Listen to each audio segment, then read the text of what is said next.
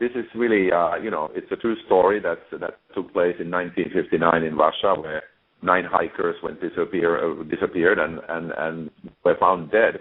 And to this day, nobody's been able to explain what happened to them.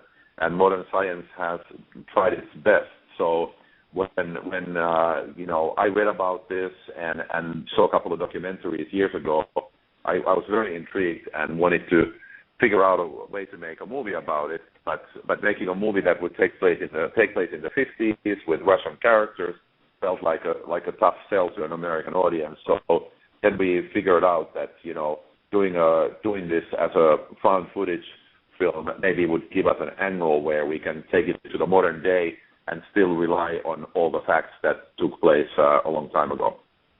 Absolutely. And I guess that would be the challenge in it for you, because you've made so many different kinds of movies. So when you read a script like Devil's Pass and you look at it, was that the main challenge involved, to kind of follow the found footage aspect of it? Yes, and I took it as a kind of a filmmaking exercise and an interesting challenge. Obviously, there's been some great movies in this genre, like Cloverfield or Wreck, but then also some films that were not so good or were made very, very cheaply, and the audience kind of ends up feeling a little cheated, I think, in the end.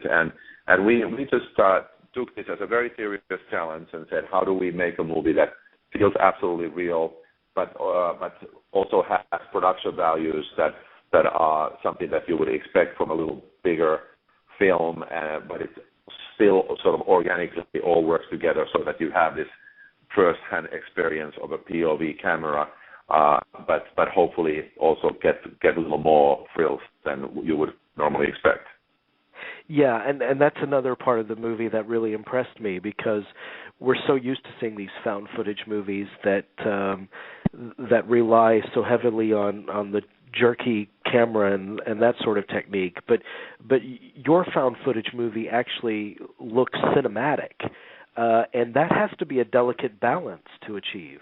Yes, and thank you for saying that very much. But the challenge was to make it look realistic and naturalistic, yet make it designed very carefully. So the best thing is if the audience feels that it's real, and of course it's nice if they feel it's like a cinematic experience at the same time, because every frame, every shot is meticulously planned. One might think that the actors are holding the camera themselves. They never touch the camera because it's a completely professional camera that weighs more than 20 pounds. They never touch the camera, but we are creating an illusion that the actors are shooting the footage themselves. And it's the best thing if it feels like there's an immediate kind of a reality to it, while everything is rehearsed and designed very carefully, and every frame designed so that it would be a cinematic experience without seeming too well designed. Mm-hmm. Another thing that impressed me about a lot of your movies is I'm always fascinated by movies that establish a great sense of place, of environment. And I wanted to know from you, when it comes to using location and establishing environment, what kind of preparation and thinking goes into that? Well, I'm a huge fan of shooting a location and really going to extreme places to capture the feeling of the story, and whether it's in the mountains or on the ocean, I really thrive on the challenge of that, and I think it unites the cast and crew being under those circumstances into working as a one kind of a well-oiled unit, dealing with the same problems, whether in this case it was sinking in 20 feet of snow, or being actually in physical danger from avalanches, or being in freezing temperatures in locations that are accessible only by snowmobile.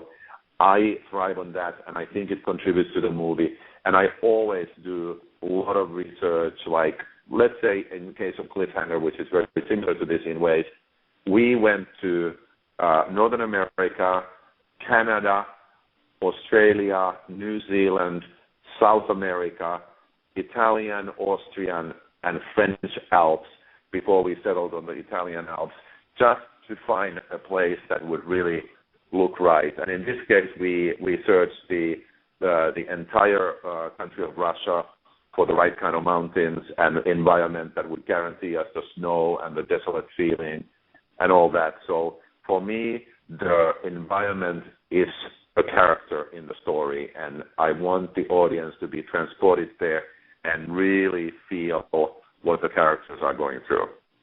I'm so glad that you said that, because I adore movies where you can feel the experience of shooting them. You can feel them in the film themselves, like this one, like Cliffhanger, as you mentioned. Yeah. Even like something like Apocalypse Now. You see how that was made, and that's present in the film. Yeah. That struggle and that sense of adventure.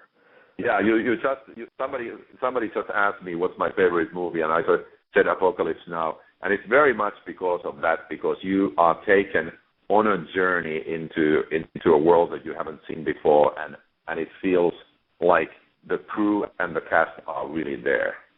Yeah, yeah. So when you're working on a film like Devil's Pass, and you want to establish a feeling for the audience that they're really there amongst this group, do you spend a lot of time with your cast before shooting? Do they have time to become acquainted with each other and get comfortable with each other? Yes, that's exactly what we did. We brought everybody to Russia well in advance, and we started in this little town of Kirovsk, which is northern Russia, town that is famous for its mining industry and for the most northern prison gulag in Russia that is there. So the people who live there are either prisoners, relatives, or miners. So it's a very dark, interesting place that spends most of the year in complete darkness, and then part of the summer in complete brightness. So it's a place of extremes. The nature is it's above the Arctic Circle. The nature is very sparse, and it's a harsh environment. And I brought the actors there well in advance. We did a lot of rehearsals together, and to spend a lot of time together, whether it meant, getting drunk at the hotel bar and swapping stories, or going out and putting snowshoes on. Pretty much everybody was on snowshoes for the first time in their lives, and we just strapped the snowshoes on and went out into the wilderness and learned how to use them, and made a campfire in the middle of nowhere and sat in the snow and listened to the mind-blowing quietness of the mountains and nature. So it was definitely about bonding and building relationships so that everybody sort of really started behaving like you would behave. And there was a lot of improvisation involved also in the dialogue, because people got to know each other and really took into their characters and became those people. Mm-hmm. Mm-hmm. Another thing that really interests me is directing films that frighten you, and producing scares as a filmmaker. How difficult is it to gauge on the set whether or not you're successful at reaching those beats, and how much of it can you manipulate and find in the editing room? With a normal horror film, you can do a lot in the editing room, because you can change the pace and you can change the order of shots and the rhythm and all those things.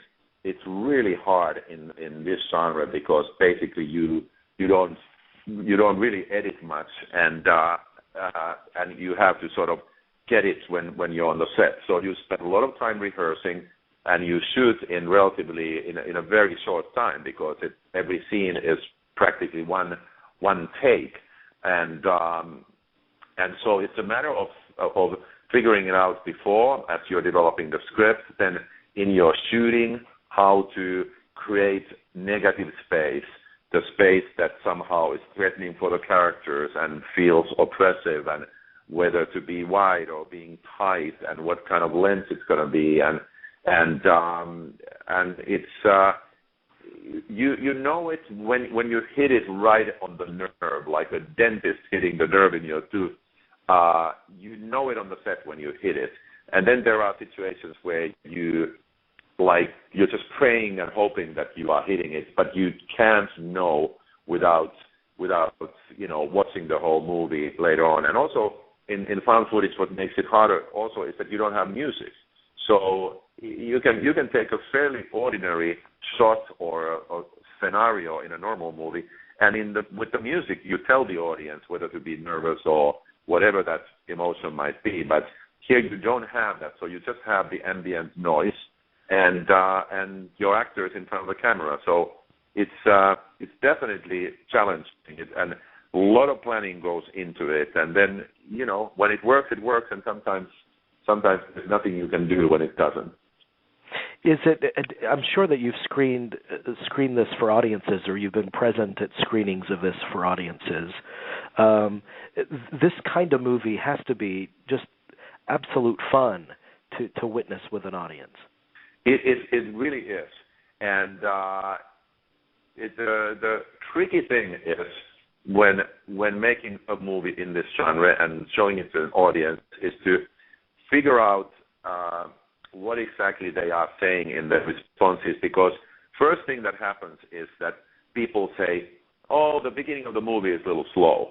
And that they're saying it because you can't, in this genre, you can't have just scary stuff start happening immediately. You have to take time to develop the characters, create the reality, and then put those characters that you've learned to know and hopefully like, then start turning the screws and putting them into a threatening situation. But the audience, of course, the funnest part is when stuff starts happening and it gets really scary and fast-paced and exciting. But when the audience tells you, like, the beginning feels slow, does that really mean that it's slow and it makes the movie less good? Or are they just saying it because they had fun in the end and they were thinking like, oh, it would have been fun if we got to that exciting part sooner? Because if you take the character development and the sort of the mood development away, you might take away what makes the latter part of the movie exciting. So the testing period is definitely helpful, but it's tricky because you have to be kind of a mind reader instead of just taking directly the comments as they are presented. Yeah, I understand. But working in this genre, I mean, it must be so great for a filmmaker to work in this genre because it really gives you an opportunity to play an audience like a violin.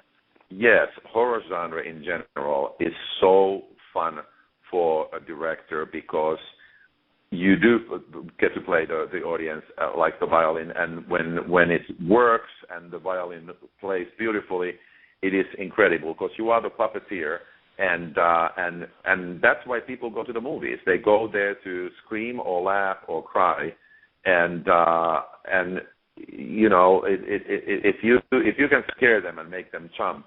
I just had some young relatives visiting me, and they wanted to see one of my movies, and I showed one of my movies to them, and something that I didn't think was a big deal at all. They almost spilled their drinks and fell off the sofa when they were watching the scene, and then later on they were laughing about how scared they were, and it was just great to see. So it's definitely a very, very satisfying genre. It's like I compare it to like, as you know, getting as close to being a rock star as a director could ever be, because it's your stage and your audience is there, and you can make them, you know, do almost anything if you hit it right. So the answer is yes.